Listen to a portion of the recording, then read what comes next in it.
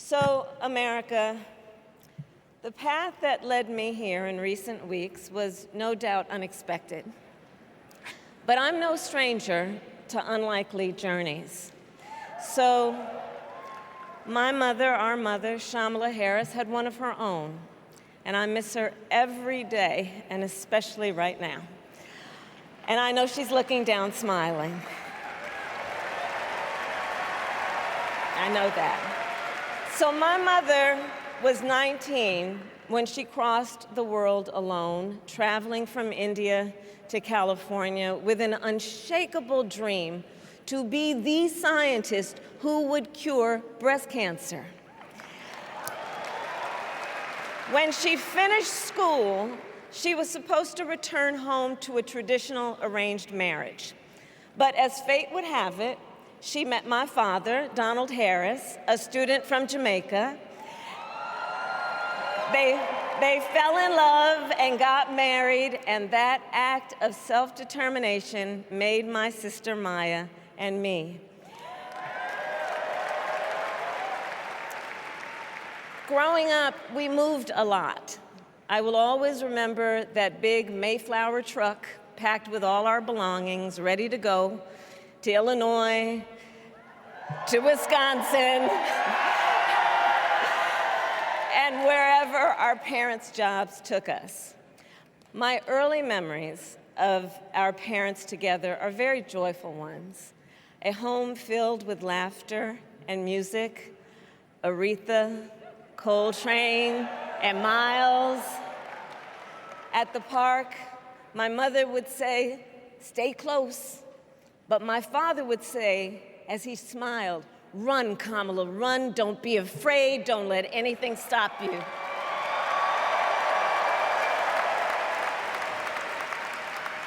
From my earliest years, he taught me to be fearless.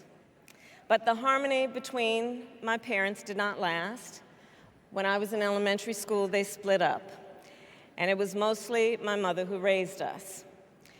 Before she could finally afford to buy a home, she rented a small apartment in the East Bay. In the Bay,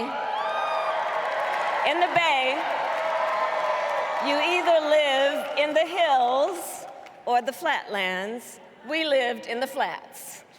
A beautiful working-class neighborhood of firefighters, nurses, and construction workers, all who tended their lawns with pride. My mother, she worked long hours, and like many working parents, she leaned on a trusted circle to help raise us. Mrs. Shelton, who ran the daycare below us and became a second mother. Uncle Sherman, Aunt Mary, Uncle Freddie, Auntie Chris. None of them family by blood, and all of them family by love.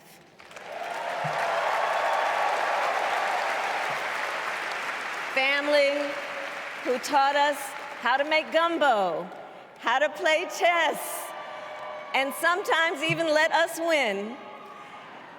Family who loved us, believed in us, and told us we could be anything and do anything. They instilled in us the values they personified: community, faith, and the importance of treating others as you would want to be treated, with kindness, respect, and compassion. My mother was a brilliant, 5-foot-tall brown woman with an accent. And as the eldest child, I saw how the world would sometimes treat her. But my mother never lost her cool. She was tough, courageous, a trailblazer in the fight for women's health, and she taught Maya and me a lesson that Michelle mentioned the other night. She taught us to never complain about injustice, but do something about it. Do something about it. That was my mother. And And she taught us, and she also taught us, and never do anything half-assed. And that is a direct quote. A direct quote.